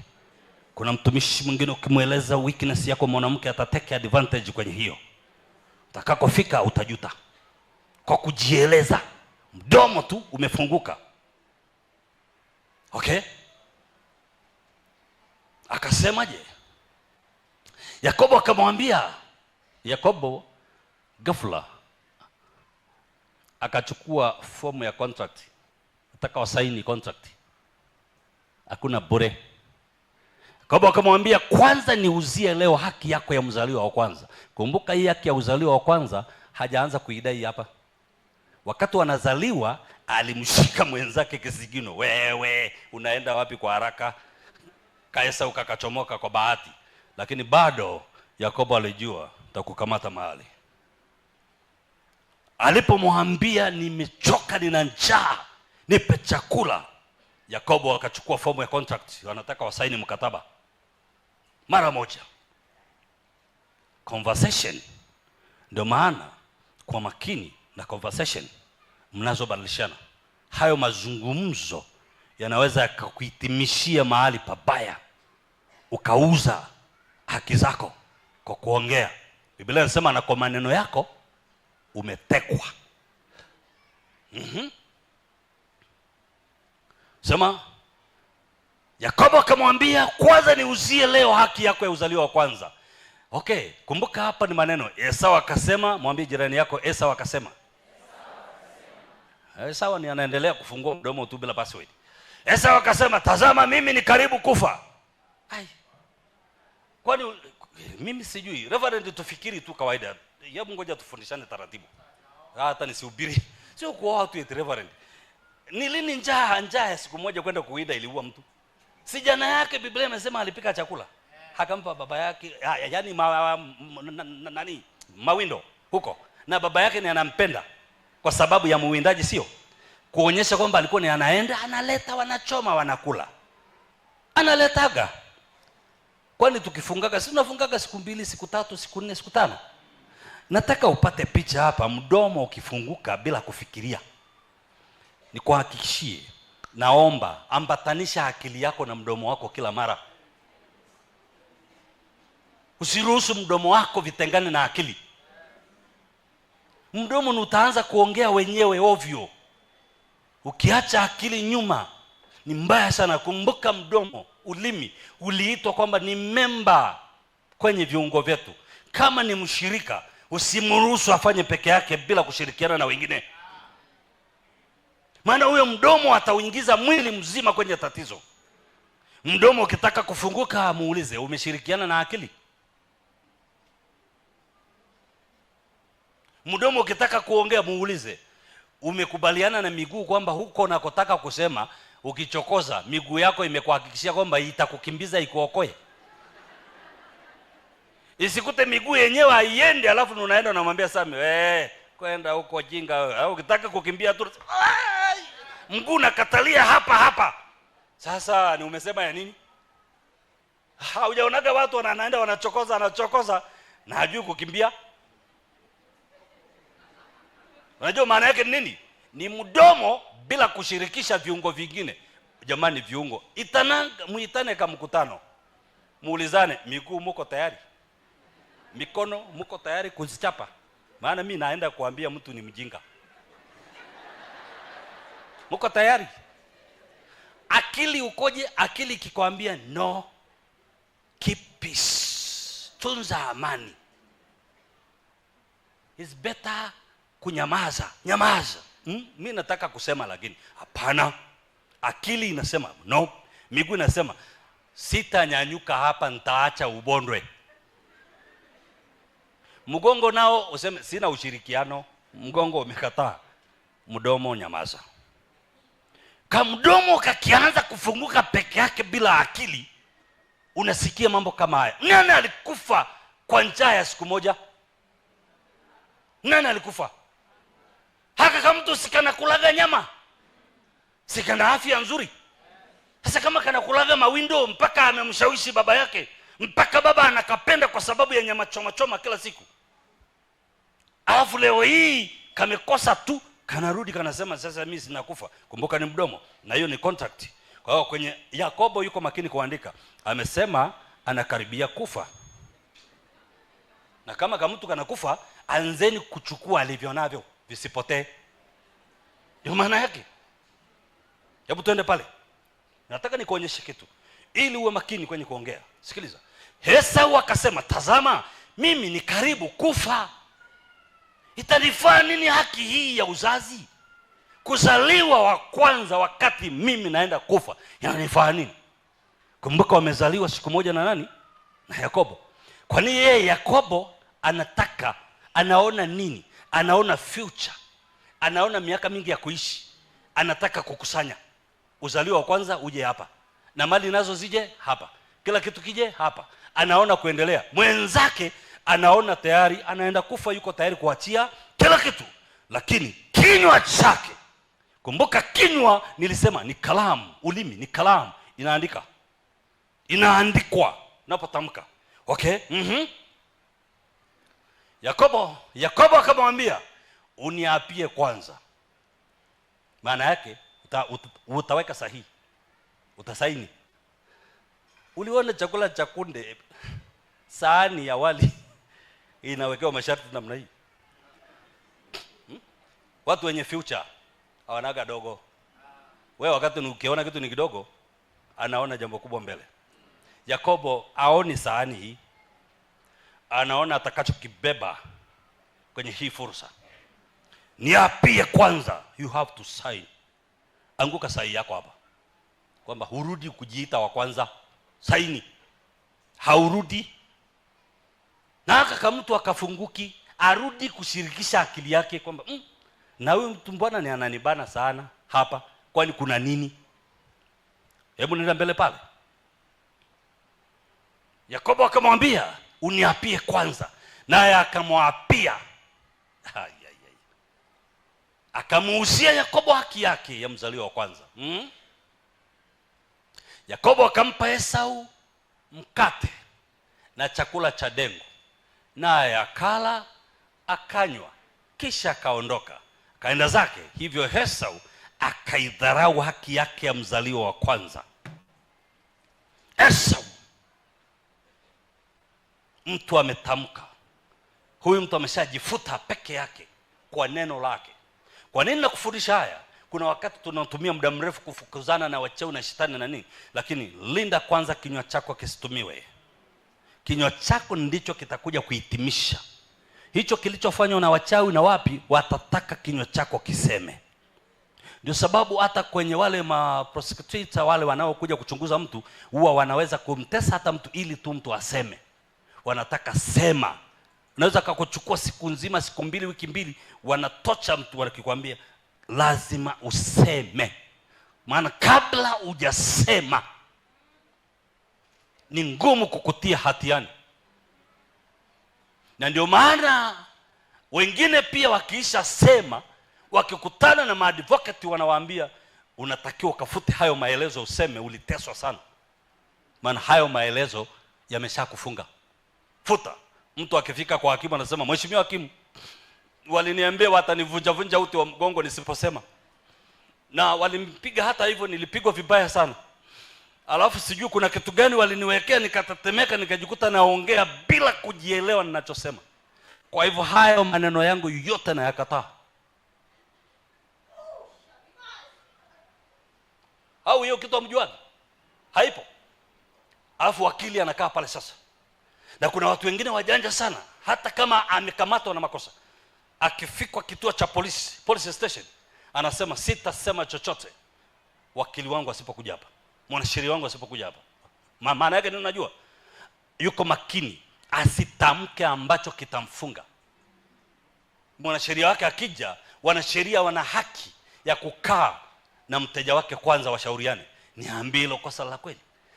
Anamwambia sasa wewe ukifika pale ukiulizwa hili na hili na hili jibu hivi hivi, ukiulizwa hii nyamaza. Na ndio maana wakili anakaa pale pale, ukiulizwa sana anasema usimlazimishe mteja wangu, ni ameshanyamaza, anakokoa bado. Maana yale uliyoyasema ndio anakwenda kusimama nayo kotini kukutetea. Roho Mtakatifu usimama kututetea kwa maneno ya vinywa vyetu. Ndio maana mbele za Mungu anasema, Mungu angalia, huyu hana haki zake anazodai. Unaonaje maneno yako yote yanafika pale? Mimi nataka kufa, sioni kama nitatoboa, familia yetu ni sifuri, watoto wangu ni wajinga, mimi sijui, huyu mume wangu ni kama zezeta tu, huyu mke wangu nilipewa nini ile sijui ndiye wa mwisho kabisa. Last edition, huyu mke wangu ni last edition. Sasa ile Mungu ni anatoa edition zake, ni akatoa wa mwisho, ndio nikakutana nayo. Hakuna kinachosaidia, kila kitu kwako ni kibaya. Esau amekataa. Na ukumbuke sio utani, niliwaambia hakuna utani. Yeye anaweza kusema chakula tu, kwani sinishakula, kwani mimi si bado ni mzaliwa tu wa kwanza? No, haiendi namna hiyo. Inaondolewa, kuna kinara kinaondoka. Bacho ndicho chenye mamlaka, kinara kitaondolewa, ndicho chenye mamlaka. Kwa hiyo alipokuja chakula, akala chakula, Biblia inasema akadharau haki yake ya kuzaliwa wa kwanza, akaiuza kwa chakula. Kuna sehemu Biblia inasema hata alipoitaka kwa machozi hakuipata tena. Kwa sababu gani? Yeye alichukulia kama ni issue ya utani. Mwenzake alikuwa kwenye business. Yakobo alijua anachokifanya. Alijua kwa neno lake tu akinitamkia, akasaini, kwisha, kuna mandate itakuja juu yangu. Ndio sababu Isaka aliyetaka kubariki yule mtoto, sasa sitasoma kwa sababu ya muda. Isaka ilifika mahali anataka kumbariki Isaka, maana yeye ndiyo mwenye baraka. Na Sara na mke wake Rebeka akijua hilo, akasikia kwamba huyu mzee anazungumza na Isaka, nenda kaniletee mawindo unitengenezee, alafu nikubariki. Na Rebeka anajua hana baraka za kumbariki Yakobo, maana mwanamke hana baraka. Baraka za Yakobo ziko kwa huyu mzee, na sioni dalili huyu mzee akimbariki nani? Yakobo. Nitafanya chochote haraka sana ili ambariki huyu. Na kilichotendeka mnakumbuka wote. Unajua kwa nini kulikuwa na uwezekano wa kila plani ikipangwa ni inafanikiwa? Kila mpango ilifanikiwa kwa sababu ilikuwa supported na maneno ya Esau. Sijui kama mmenielewa hapa. Sikiliza. Kila vita itakayopigwa juu yako itafanikiwa kwa sababu vita zinakuwa supported na maneno yako. Esau alishauza urithi wake. Kwa hiyo mipango yote ya kumpindua ikipangwa inafanikiwa kwa sababu yule anayeipanga sasa, yeye ndiye mwenye contract ya uzaliwa wa kwanza. Kwa hiyo nguvu imerudi kwake. Mnatikisa kichwa kwa maana ni mnanielewa? Ya kwa sababu ninaona watu wakifanya hivi wakifanya. Mnanielewa? Yaani maana yake ni nini? Unaona Rebeka anaanza kupanga mipango. Ngoja nikuulize, kwani ilikuwaje mpango ule ufanikiwe wakati Isaka anasikia sauti ni ya Esau? Lakini akakatoto kingine mama ameshakavika ngozi, anagusa mikono, nakuta ni kama hii mikono ni ya Esau, lakini sauti ni ya Yakobo. Kwa nini bado alishawishika? Kwa sababu kuna spiritual power ilikuwa nyuma ya maneno, nguvu ya maneno. Yale maneno aliyokiri Esau mwenyewe akafuta haki yake ilikuwa ina nguvu, ilimpa Yakobo na mama yake nguvu ya kupanga chochote dhidi ya Esau. Kwa nini tunashindwa? Hatushindwi kwa sababu upande wa pili una nguvu sana. Tunashindwa kwa sababu maneno yetu yanasapoti upande wa pili. Ndio maana mtu ambaye amesimama dhabiti na kukiri kushinda, hata majeshi yajipange namna gani, hawezi kumshinda mtu huyo. Maana ukiri wake unasababisha majeshi ya mbingu yanashuka kumsaidia. Anapiga kelele mpaka mbinguni wanateremka kumsaidia. Maana anasema mimi sitashindwa, hamtaniweza, hamnaniweza. Mpaka mbinguni wakisema sema jamani, ako kama mtu ni kenyewe lakini kana pambana namna hii, nendeni majeshi ya malaika mkamsaidie huyo mtu haraka. kuliko mtu ambaye ameshajilaza pale chini na tumbo anasema mimi najifia tu, haina shida, pelekeni taarifa nimejifia. Tutakusaidiaje wewe? Kinywa chako kimeshaandika hati ya kifo. Kumbuka Isaka anataka umbariki, lakini Rebeka hakageuza ile kitu, ikaenda kwa Yakobo. Na Yakobo kwa sababu ni baba na ndiye aliyebeba baraka, alibariki na zikaenda. Na baadaye yule mzee akajua hapa kimeumana, niliyembariki sie lakini zimeshaenda. Bana baada ya pale Isaka ameshatoa baraka zote. Esau ni huyo akaja akijikokota tu. Alipofika anambia mwanangu, hey, ulichelewa wapi? Hiyo ngoma imeshaisha mwanangu. Mimi kweje, nimeshabariki mimi. Letewa chakula fulani hapa amazing, kala kitamu sana. Nyewe nilijua tu kwamba harufu ya chakula chenyewe ni kile cha mama yako anapikaga, lakini nilikuwa na njaa mimi. Na unajua ukishashiba kwa vyovyote mzee anatema baraka tu.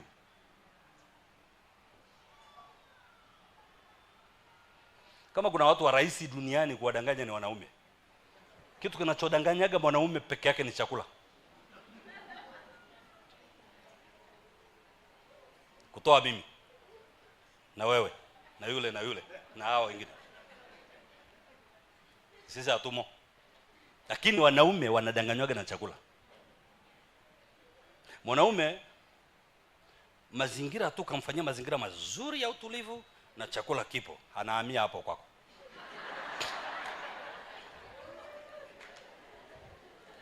Kwa maana wanaume wengi wanakimbiaga kwao kwa sababu ya wanawake tu wanaharibu mazingira, hayana utulivu, na chakula chenyewe ni kama anaingia na gumboots huko akisonga ugali na gumboots. Basi wanaume akila hiki akilinganisha na kile nahamia pale. Na wanatoaga mpaka title deed za nyumba. Imagine, kwani ni wangapi wameenda kuchukua hati za nyumba? Hati za nyumba za kwenu za wanaume hazijaenda? Simeenda. Hati za magari hazijaenda? Kadi za magari zimeenda? Wanaenda. Anaona kiwanja mahali na ananunua na anajengea mtu. Amefurahishwa tu basi. Yaani akifurahi tu, wakati ule akichokonoa meno na ile toothpick, mwambie kitu chochote. Mwambie na shida. Ambia hao sijali, kesho nachukua benki, hamna shida. Nitachukua leo, ni kesho nachukua loan. Kwisha. Mimi namuuliza Isaka, kwani ukiona hii kitu ukusikia sauti, kwani anasema sasa alishashiba nifanyaje mimi? Shashiba mimi. Na hao katoto kenyewe kamechelewa huko. Kamekaa muda mrefu, njaa imeuma. Hapa nimeshakula chakula. Nimeshashiba. Baada ya mwanaume kushiba, what next? Ni kukabidhi kadi, ni kukabidhi title deed, ni kuchukua pesa benki. Mwanaume akishashiba anaka nyingine. Mungu awaponye sana akili zenu.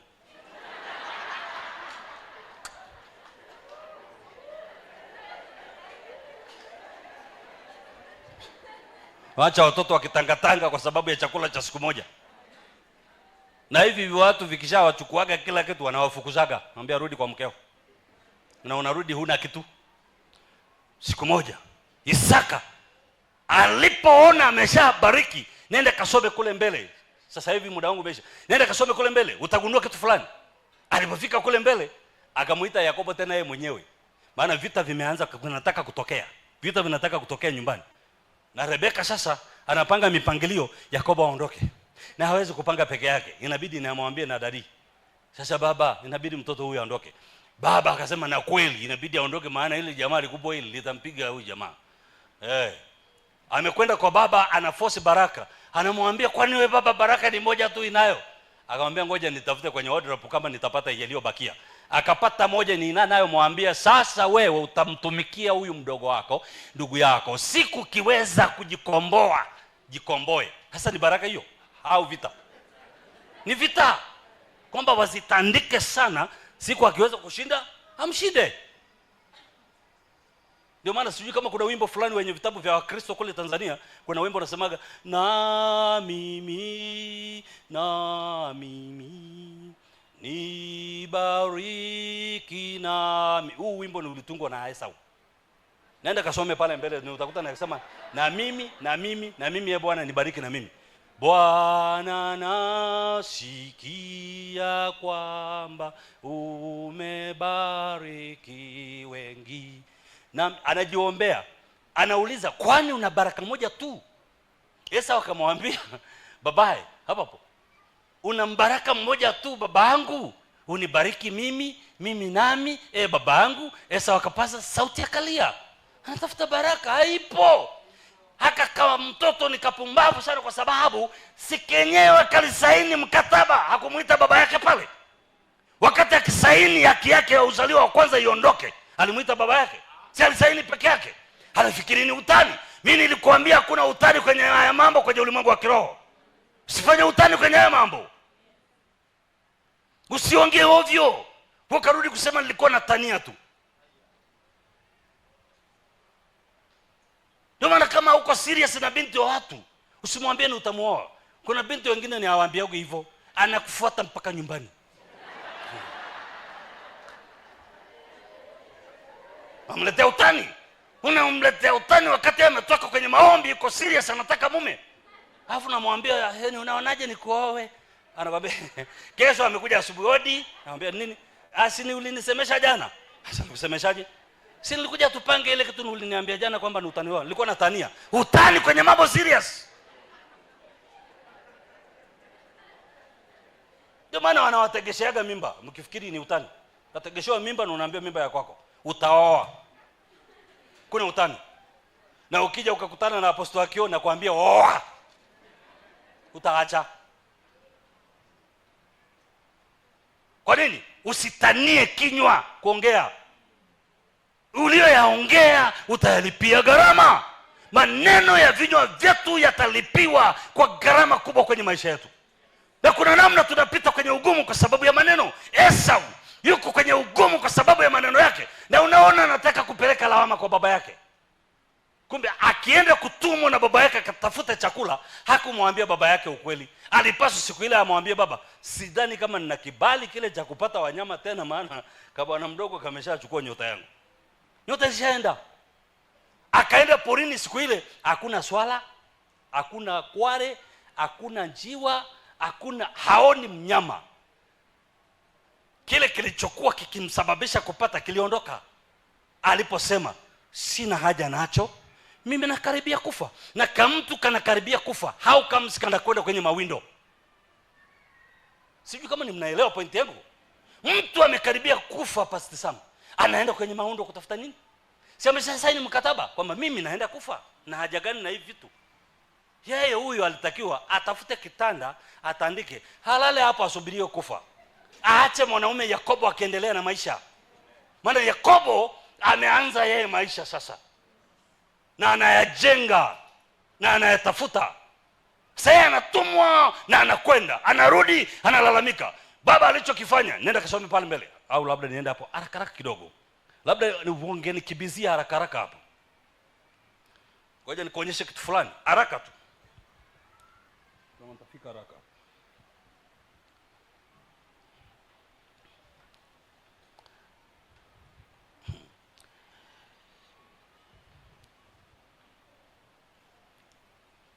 Ngoja nikuonyeshe. Esau akamwambia babaye, "Una baraka." No. 25. Mwanzo 25.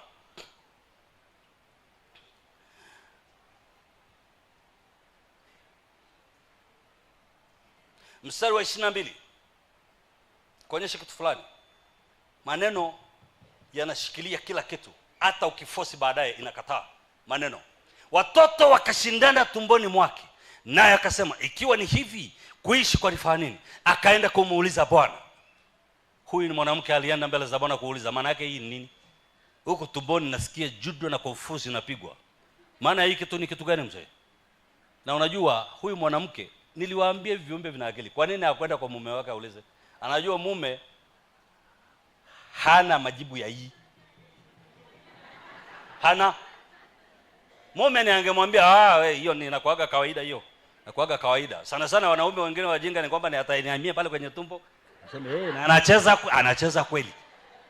Hapana, hapa kuna siri ya kiroho inatakiwa. Sio stories za ni kawaida. Rebeka alijua mambo hayachukuliwi kama utani, haya si kawaida.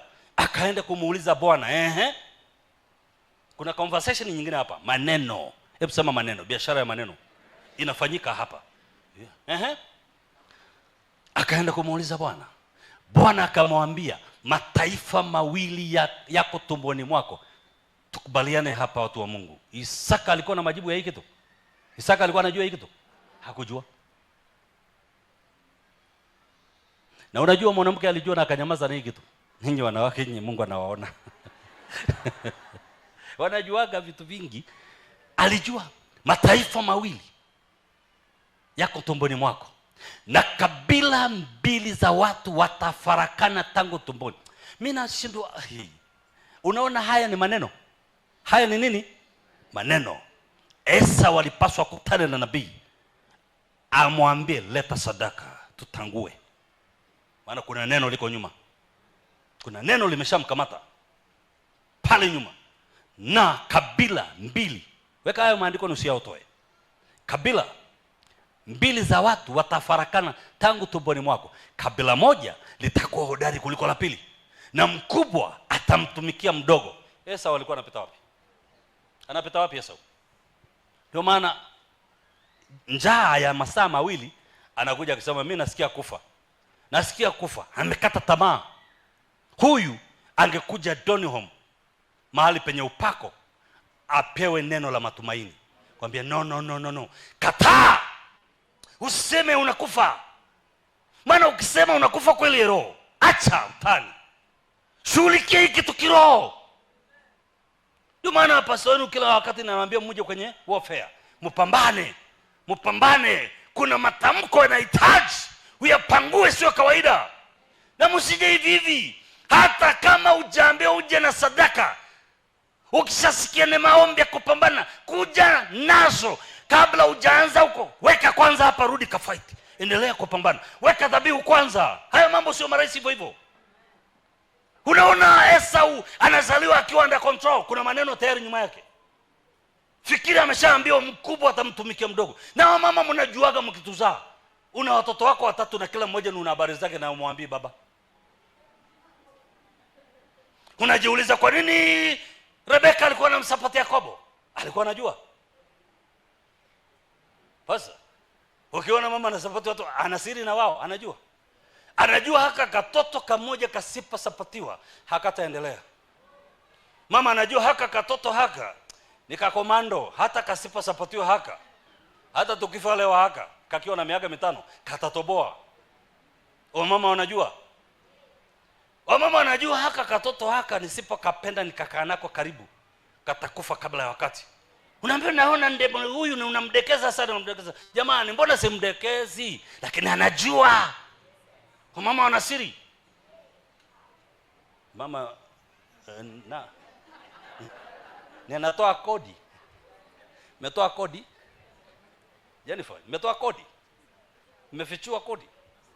Sisi mnajuaga, sisi tunawaangaliaga tu, sisi tunashangaa, tunaondoka zetu. Lakini umekodi. Najiuliza kwa nini huyu mama anamsupport huyu, asisupport huyu? Alichagundua hatima ya familia iko kwa huyu. Hatima ya familia. Nenda katazame wa mama mara nyingi sana wanamsupport mtoto ambaye ameshikilia hatima za familia. Kaangalia wa baba mara nyingi sana wanasupport ile jambazi ambalo ndilo la jamii, lile jambazi ndilo unakuaga na baba. Kaangalia tu wa baba wanakuwa na litoto ambalo ndilo la nyuma lijinga. Kaangalia mtoto wa mama yote yukoje, IQ yake, mkombozi wa familia. Mama nimesema hivi, viumbe vina akili. Wa mama hawainvesti mahali pa hasara hata siku moja. They'll never invest somewhere mahali ambapo hawatagain.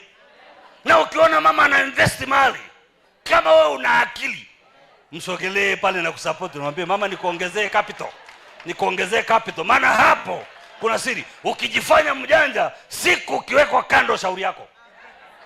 Maana hilo litoto hilo limebeba hatima ya familia. Ndio maana tukiomba leo hatusemi Mungu wa Ibrahim, Mungu wa Isaka, Mungu wa Esau. No, hiyo ilifutwa. Hako kama mtu kalisaini na mkono wake kanaenda kufa.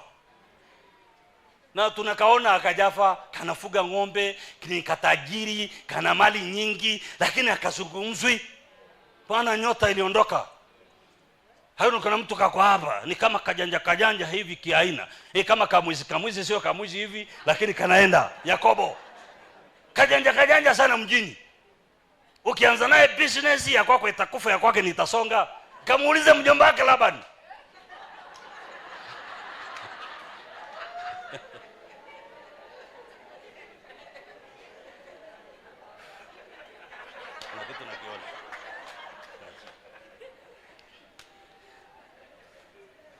Yaani kako kiaina. Kamuuliza tu mjomba wake Labani. Ameenda kwa Labani, anashangaa mifugo ya kwake ni anaanza kupanda. Ni kama mtu kama ni kana mazingaumbo hivi gymnastic, kana cheza gymnastic kule. Anaweka miti eti nachukulia mimba pale wa mabaka. Ni kama kamganga ka kienyeji, kana akili nyingi sana. Mtu kama huyo ni wale watu wanaambiwaga weka mbali na watoto. Keep out of children. Sababu ukianza naye business ya kwako inakufa, ya kwako inasonga. Kwa nini? Mtoto wa maagano.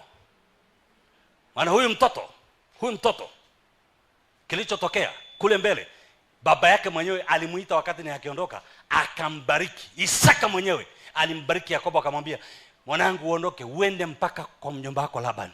Akampa kanuni za kuoa. Esau alienda kuoa peke yake, hakuna anayempa mwelekezo. Lakini huyu bado baba yake alimpa sehemu za kuoa ni wapi, akampeleka. Au mzee akakaa pale. Isaka akija anakaa pale nyumbani. Esau akija anagombana, anasema yuko wapi nammaliza leo. Anambia leo sijamuona mwanangu, sijamuona, sijui alikoenda. Na yeye anakwenda na amembariki safari hiyo. Kwa sababu hakuna otherwise, liko neno limetamkwa.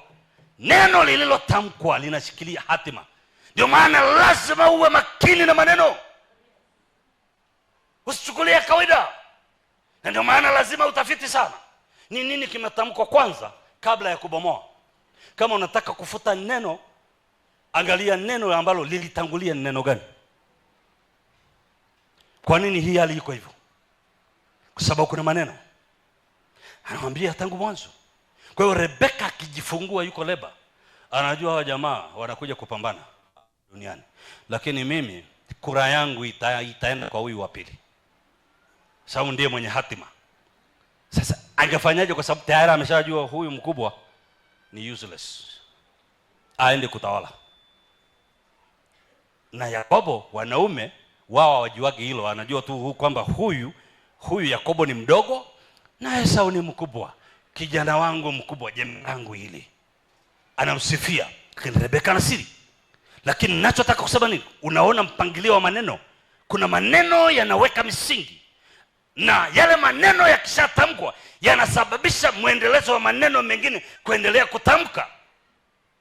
Unaona vile ambavyo uliambiwa na wazazi wako kwamba hutafanikiwa, na wewe hukukumbuka hilo, hukuzingatia hilo, lakini kila unapotembea wewe mwenyewe pia unatamka hivyo hivyo. Mimi sioni nikitoboa, mimi sioni nikiweza maisha, mimi sioni nikisonga mbele. Unajua kwa nini mdomo wako uko hivyo? Kwa sababu tayari nyuma yako kuna maneno yanakusukuma, yalitamkwa.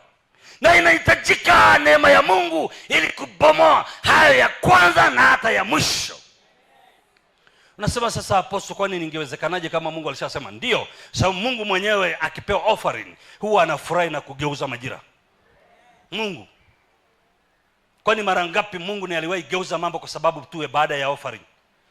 Akapumzika tu, akasema nimesikia harufu nzuri ya sadaka, nimegairi. Mungu huwa anagairi hata kama kuna jambo, kulikuwa na uwezekano, kuna uwezekano. Niko hapa kukuambia kuna uwezekano kwa kila ambacho kimekusudiwa kibaya kikabadilika. Kina uwezekano. Hata kama familia yako iliambiwa haitainuka kabisa, kuna uwezekano wa kugeuza. Hata kama walitoa dhabihu waliosema hilo, kuna uwezekano na sisi tukatoa dhabihu tukageuza. Maana Mungu tunayemtumikia ni Mungu wa kweli. Yeye ana uwezo wa kugeuza yale ambayo yawezekani yakawezekana, yale yaliyoambiwa yatakufa yakaishi. Ndio maana Jonathan anaona Wafilisti wamewazingira kila kona, lakini Jonathan ana neno moja kwenye kinywa chake. Hajui kushindwa na Wafilisti. Anamuita kijana aliyoko naye, anamwambia njoo kijana wangu, tuwapandie hawa wasiotahiriwa. Kwa sababu nimejua neno moja, Mungu akiwa upande wetu, sio kwa wingi, hakuna la kumzuia Mungu asiokoe. Jonathan akaanza kutembea akijua ya kwamba hata kama ni yeye na kijana wake, ana uwezo wa kupiga Wafilisti peke yake. Maana hakuna kushindwa kwa wana wa Mungu wali hai. Biblia inasema nijapopita kati ya bonde la uvuli wa mauti, sitaogopa mabaya. Ujapopita kati kati ya maji mengi hautagarikishwa, ujapopita kati ya moto hautateketea. Wale vijana watatu wakiwa pale kwa Nebukadneza, sanamu imetengenezwa, watu wanatakiwa waiabudu. Wale vijana watatu walitamka maneno. Nataka nikuambie sasa, hata wewe atamke maneno hayo. Wanasema, Nebukadneza, sikia, hiyo sanamu yako uliyoitengeneza sisi hata kuiangalia hatutaiangalia. Mungu tunayemtumikia hatatuokoa na huo moto, hatatuokoa na tanuru la moto. Mungu tunayemtumikia hatatuokoa. Maneno ya wale vijana, waliambiwa watatupwa kwenye tanuru, watateketezwa, lakini wao walijua jambo moja, Mungu atawaokoa na huo moto. Ni nini kinakusumbua? Nini kinakutishia? Maneno yao. Simama useme, hata wakinipitisha kwenye moto sitateketea. Simama juu kwa miguu yako, sitateketea, maana Mungu yuko pamoja nami. Nini kinakusumbua? Haijalishi ni maneno gani yalitamkwa, haijalishi mikataba ilisainiwa, kifo chako kilishapitishwa. Niko hapa kukuambia tunaweza kupindua, tunaweza kupindua, tunaweza kupindua. Kama unaamini sema amen. Kama unaamini piga kelele. Tunapindua. Nazo dakika chache nataka tuende tupindue kila neno. Karabosha, karaboshika. Yes. Nataka tupindue kila neno. Tunazo dakika chache tu. Nataka nikupeleke kwenye maombi. Ramoja. Sijui Reverend nisaidie hekima hapa. Niwache watoe ama niendelee? Sijui. Watoe kwanza. Hebu njooni mara moja, chap chap. Endeleeni kutoa mara moja. Toa tu. Na unapotoa nuia moyoni mwako pia. Kumbuka hii ni madhabahu. Hii ni madhabahu. Ni sadaka unazotoa madhabahuni. Zikafute kila neno baya. Zikafute kila kilicho neno juu yako. Zikafute kila laana. Zikafute kila mkosi waliotamka, yakaondoke kwa jina la Yesu. Mungu yuko hapa leo na hakuna kitakachosalia. Endelea tu, wapisheni wanaokuja mara moja, mara moja. Pisheni wanaokuja mara moja, wakiweka offering zao hizo, wakitoa tu. Tolee Mungu wako, maana inaenda kufutwa. Ukiwa umekaa hapo, hebu anza kufikiria ni nini kimetokea kwa watoto wako. Kuna maneno gani? Fikiria tu kwa watoto wako. Uliwahi sikia neno lingine, mtu ni anakuvunja moyo, anakuambia, hey, na wewe mama, na wewe mwanamke, ulikosa mwanaume wa kuzaa naye, ukazaa na huyo mwanaume. Hawanaga watoto ambao huko kwao wana akili. Ni kweli huko kwao hawanaga watoto wenye akili, lakini wewe ni mama yao na hao watoto watakuwa na akili. Anza kizazi chako kutoka pale. Tenganisha kizazi hicho cha wajinga unachoambiwa. Maana Yesu yuko na damu ya Yesu ipo. Ina uwezo kutenganisha hayo maneno. Yafute hayo maneno. Kuna maneno mengi tuko nayo yanavunja moyo sana. Ukisikiliza, wewe baba umeoa huyu mwanamke kule kwao, uone kwamba ni kama wamelaaniwa. Kuna mwanamke ukiishi naye huna maendeleo. Sikiliza, sisi tukishaoa hatuachi. Huyo ulioko naye hutamuacha. Kilichopo futa kila neno, maisha yasonge mbele. Ndio maana kuna wajinga wachache kwenye wokovu huu. Wanaacha wanawake, wanaacha mwanamke Kisumu, akifika Nairobi ni anaoa upya, akiona yule wa zamani hafai, maana kaambiwa yule hakuwa mke wako, sasa Mungu anataka kupe mke. Huo ni upumbavu. Sikiliza, Mungu tulioko naye ana uwezo wa kugeuza mambo kuwa mapya.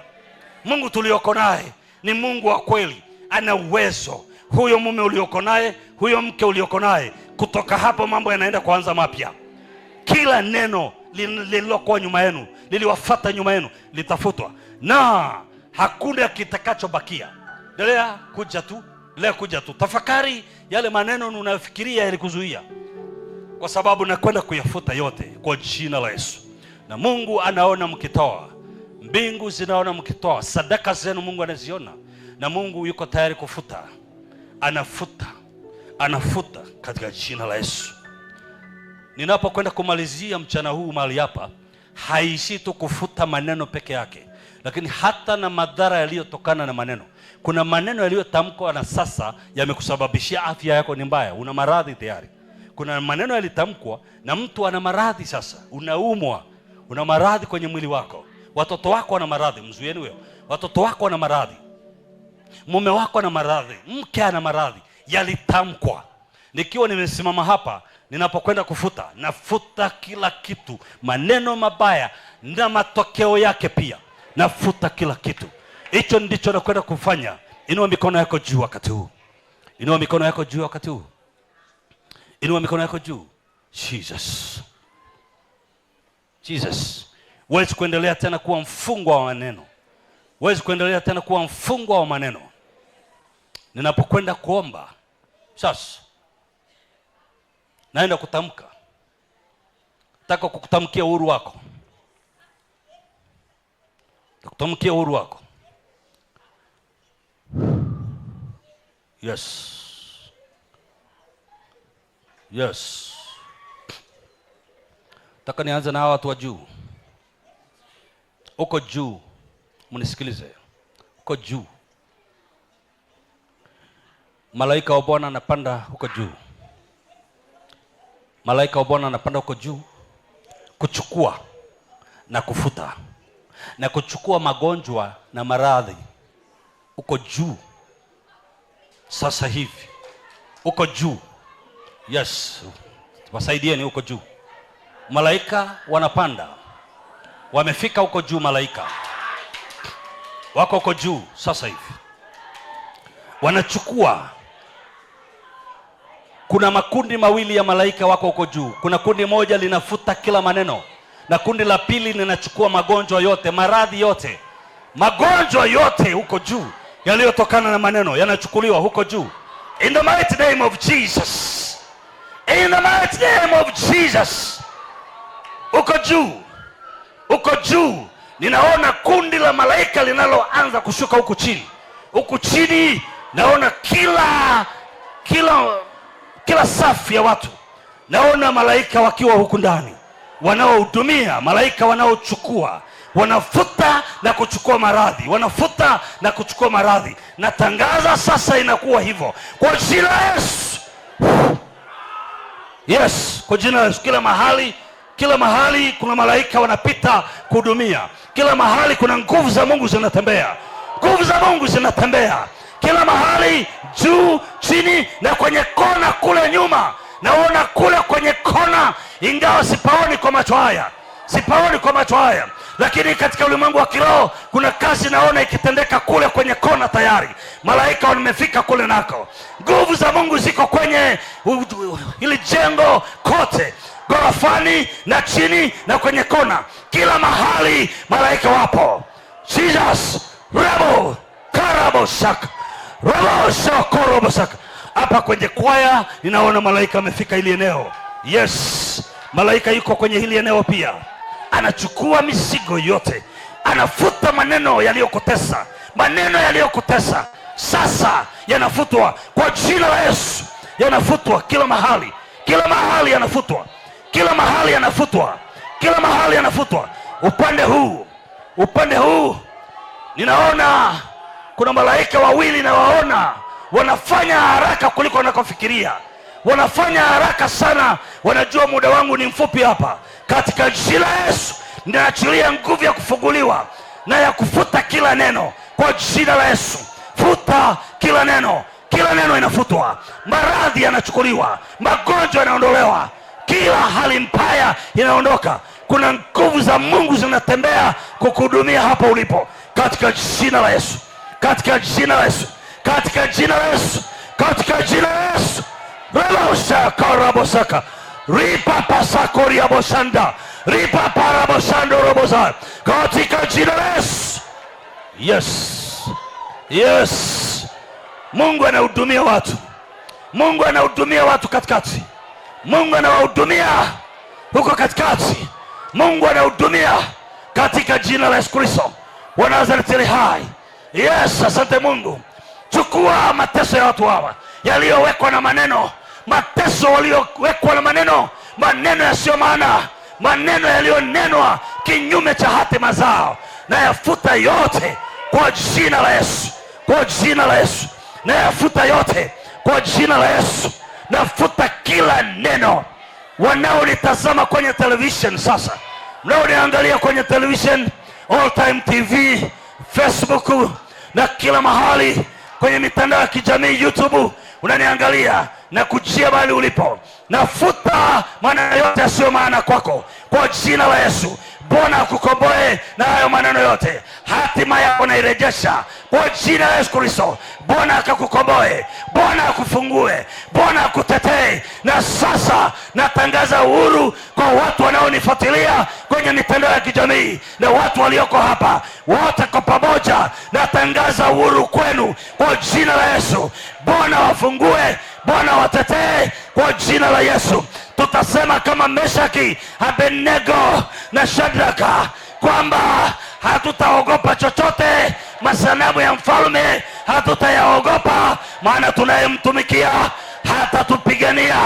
Mungu akakupiganie, Mungu akakupiganie kwenye familia yako, Mungu akupiganie kwenye biashara yako, Mungu akupiganie kwenye kazi yako, Mungu akupiganie katika jina la Yesu. Jesus.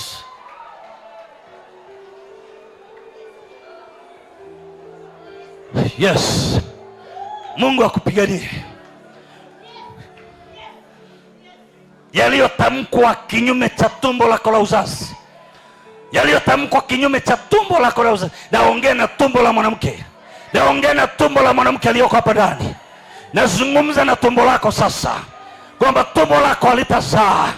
Wamelifunga tumbo lako. Ninatamka, nazungumza na hilo tumbo sasa linanisikia. Ewe tumbo sikia, Mungu amekugusa katika jina la Yesu. Ewe tumbo sikia, nimekufungua katika jina la Yesu. Isaka akamwombea mke wake Rebeka, alikuwa tasa na Mungu akalifungua tumbo. Tumbo lako limefunguliwa. Nazungumza na kifua chako, nazungumza na kifua. Nisikilize wewe, kifua chako ambacho kimebanwa, kifua chako kimekaza sasa. Hii ni matokeo ya msongo mkubwa wa maisha uliopitia, ni matokeo ya mgandamizo mkubwa wa maisha, na niko hapa kukuambia kwamba unakuwa huru. Naongea na kifua chako sasa, kifunguke kwa jina la Yesu. Kifua cha mtu kifunguke sasa katika jina la Yesu. Bwana akufungue, Bwana akuponye, Bwana akuponye. Ninazungumza na mtu ambaye amekuwa akiteswa na ndoto zinazomrudisha kule alikotoka mara zote. Pamoja na kuokoka, lakini ndoto zako zinakurudisha kule ulikotoka mara zote, zinakupeleka kule ulikotoka. Unajua maana yake nini? Wanakuambia hutaenda mbali, hutaenda popote. Hata kama unafikiri umeondoka, wanakuonyesha bado uko kule kwa zamani. Niko hapa kufuta hati ya mashtaka ya inayokurudisha huko.